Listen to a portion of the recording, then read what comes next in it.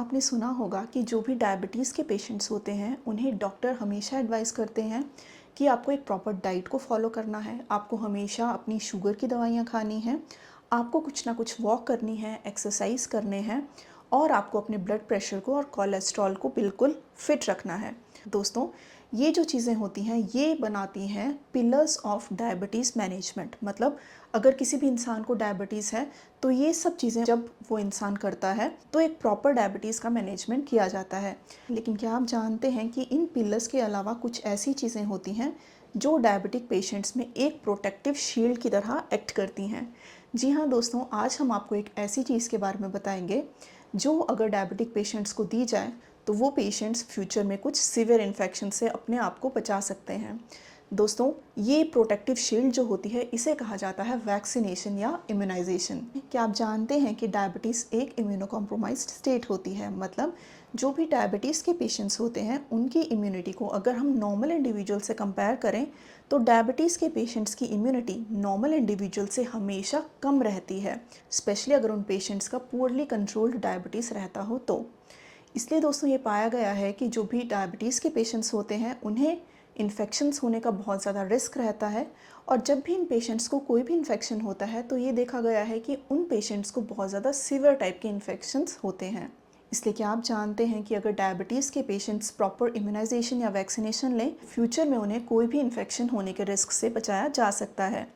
दोस्तों, हमारी जो साइंटिफिक गाइडलाइंस हैं वो अब ये कहती हैं कि इम्यूनाइजेशन और वैक्सीनेशन अब एक इंटीग्रल पार्ट है डायबिटीज़ मैनेजमेंट का। इसका मतलब ये हुआ कि अगर डायबिटीज़ के पेशेंट्स में हम हमेशा शुगर को कंट्रोल रखते हैं, ब्लड प्रेशर को कंट्रोल रखते हैं, उनके कोलेस्ट्रॉल को कंट्रोल रखते हैं, ऐसे ही हमें ये चीज़ इंश्योर करनी होती है कि डायबिटीज़ के पेशेंट्स हमेशा वैक्सीनेटेड और इम्यूनाइज्ड रहें ताकि फ्यूचर में उन्हें सीवियर इन्फेक्शंस होने से हम बचा सकें।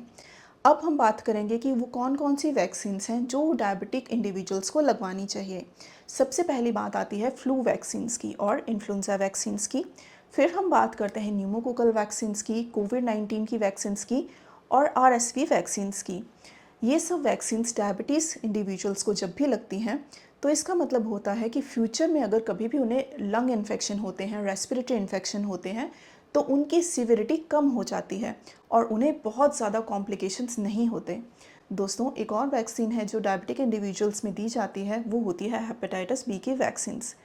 इसलिए दोस्तों आप याद रखें कि वैक्सीनेशन आपका एक हेल्थ इंश्योरेंस की तरह है। मतलब वो आपको हेल्प करता है कि फ्यूचर में आपको सीरियस कॉम्प्लिकेशंस ना हो जाए। मतलब इसका एक प्रिवेंटिव रोल होता है। दोस्तों, अगर आपको डायबिटीज़ है या आपके लव्ड वंस में किसी को भी डायबिटीज़ है तो आप उन्हें कहिए कि वो आज ही अपने डॉक्टर से मिलें और उनसे बात करें कि क्या उन्हें वैक्सीन लगाने का कोई कॉन्ट्रा इंडिकेशन है या नहीं। अगर आप वैक्सीन लगाने के लिए बिल्कुल फिट हैं तो आप आज ही अपने आप को वैक्सीनेट करवाइए ताकि आप अपने आप को फ्यूचर में सीरियस कॉम्प्लिकेशंस होने से बचा सकें।